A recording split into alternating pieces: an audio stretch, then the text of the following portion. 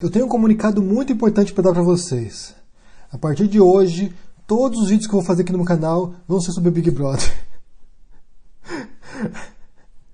É claro que é uma brincadeira, não vou fazer isso, obviamente, mas me espantou realmente a repercussão dos últimos 2 vídeos que eu fiz aqui pro canal, pois eu tenho quase 400 vídeos desde que eu comecei o canal aqui 3 anos atrás, e 2 desses vídeos que foram sobre o Big Brother tiveram quase 500 mil de visualizações, ou seja, 2 vídeos representam quase 50% de todos os acessos que eu já tive aqui no canal.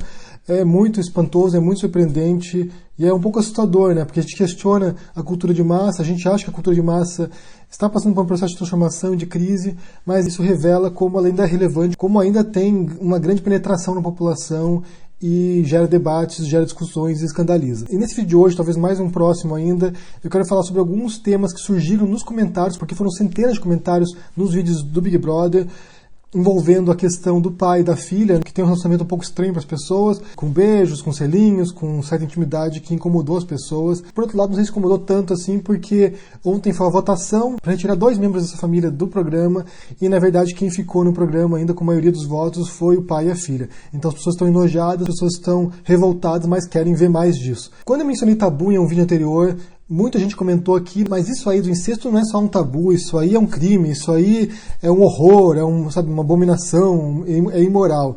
Como se tabu fosse uma coisa pequena, como se tabu fosse, algo facultativo, como se as pessoas pudessem escolher entre aceitar ou não um tabu. Quando na verdade o tabu tem origem na palavra polinésia e quer dizer sagrado, proibido, perigoso, impuro. Não é só algo leve, algo superficial, é algo muito profundo e que rege as normas sociais de muitos povos, tanto primitivos como contemporâneos. Então é algo muito entranhado na sociedade, não é algo superficial, não é algo passageiro, é muito profundo. Na virada do século XIX e século XX, muitos intelectuais, muitos etnólogos e alguns psicólogos estudaram o fenômeno do tabu, investigaram como eles funcionam, e um deles foi o Sigmund Freud, que é o pai da psicanálise, e ele escreveu um livro chamado Totem e Tabu, que é um dos seus principais trabalhos, e nele ele avalia essa questão do tabu em sociedades primitivas e como isso rege a dinâmica social. Segundo Freud, nesse trabalho, os 2 tabus universais que estão presentes em quase todas as sociedades são o tabu do incesto e o tabu do patricídio. E para eles estão relacionados esses 2 tabus. Primeiro vamos entender o que é o tabu do incesto, né? O tabu do incesto, o incesto tem a ver com relacionamentos sexuais entre familiares, entre parentes consanguíneos muitas vezes, mas pode ser muito mais abrangente do que isso.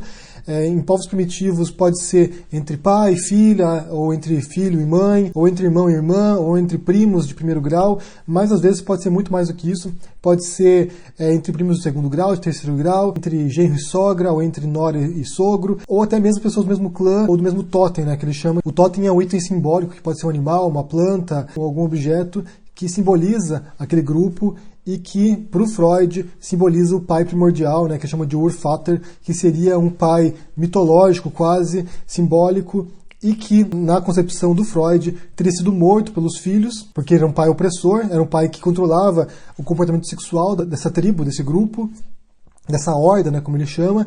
Então os filhos mataram o pai para poder ter acesso às mulheres, só que quando isso acontece, quando o pai é morto, os filhos se encontram num dilema. Se o pai foi morto por causa disso, se o pai foi morto por causa da sexualidade, por causa do controle das mulheres, como te garante que isso não vai acontecer novamente? Como te garante que um outro regente, um outro líder que assumiu o controle não vai ser morto pelos outros por causa das mulheres? Então desse impasse surge o tabu do incesto, que é para evitar o conflito social, para evitar a luta pelas mulheres. Então os homens tem que buscar mulheres fora desse ciclo, fora desse conjunto, fora desse grupo. Essa é a conclusão do Freud. E esse é um dos tabus universais, está presente em quase todas as sociedades, e tem vários outros tabus que são igualmente nojentos e repugnantes para as pessoas e que muita gente se choca, né? Vamos falar da necrofilia, por exemplo, que é ter relações sexuais com cadáveres. Isso é, se as pessoas pensar nisso, as pessoas já têm certa repulsa, né? Ou pedofilia mesmo, ou canibalismo, né? Comer outros seres humanos também. Então não é uma coisa leve, não é uma coisa superficial, não. É uma coisa muito profunda e que ao longo da história vai se acentuando e vai sendo reforçado, né? Um tabu recente, por exemplo, que não era tabu antigamente e que se tornou tabu depois de um certo período é a escravidão. Durante boa parte da história da humanidade, as pessoas tinham escravos, escravos de guerra, pessoas que tinham dívidas se tornavam escravas.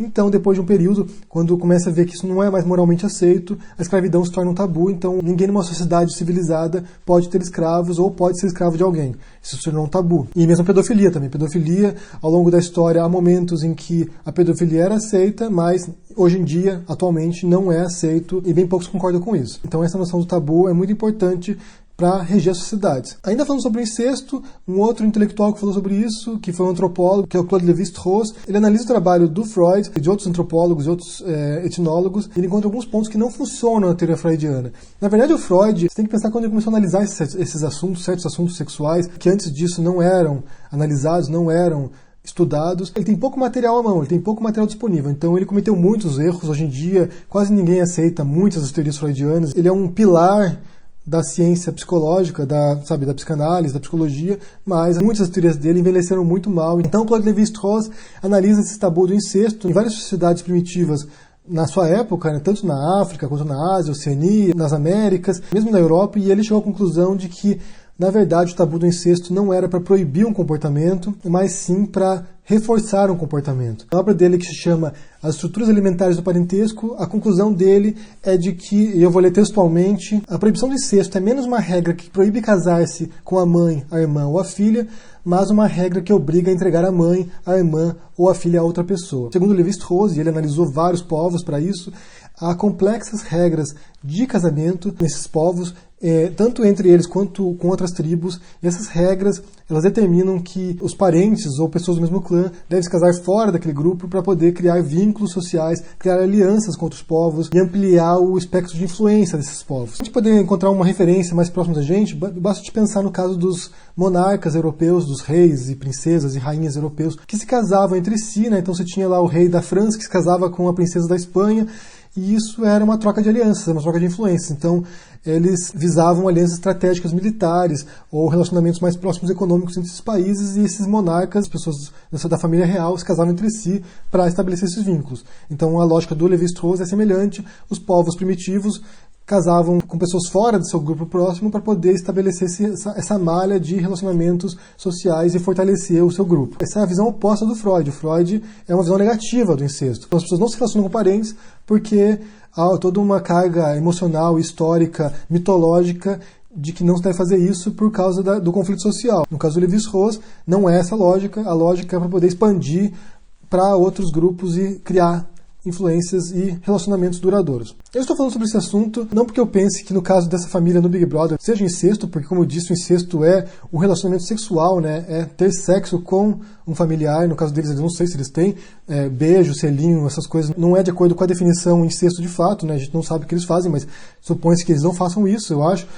Mas eu queria analisar essa questão realmente, porque muita gente criticou falando assim, isso não é um tabu, o incesto não é um tabu, o incesto é um crime, que parece que não é crime no Brasil, parece que não está regido no Código Penal, mas eu queria compreender também essa importância do tabu nas nossas sociedades para evitar certos comportamentos, e isso tem a ver também com estabelecer harmonia, com evitar certos comportamentos talvez instintivos nossos que nos fizesse mal, talvez. Tem algum fator higiênico, muitas vezes, como em povos primitivos que havia o tabu contra a menstruação, né, contra o período menstrual da mulher. Então não podia se aproximar das mulheres, não podia se aproximar de quem estivesse impuro nesse sentido. E depois, com o passar do tempo, você descobre que certos tabus não têm justificativa, outros têm justificativa, então é um processo que se transforma e não é universal. Com exceção do tabu do incesto, que é mais ou menos universal, outros tabus, eles são relativos e variam de povos para povos, de tempos em tempos.